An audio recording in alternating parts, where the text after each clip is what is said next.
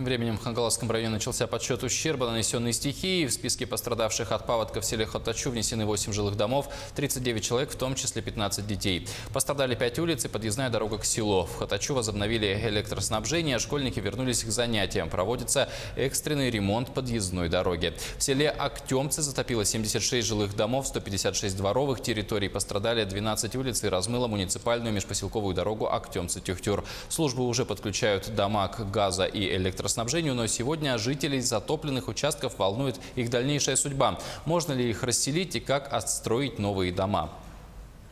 В настоящий момент электрифицировано более 100 земельных участков. Еще на 120 земельных участков у нас есть соглашение о намерениях. Сумма этого соглашения составляет больше 24 миллионов рублей.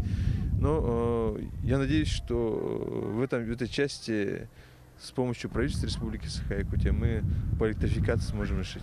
По газификации этих участков вопрос тоже решается. Решается с помощью федеральной целевой программы «Устойчивое развитие села и сельских территорий».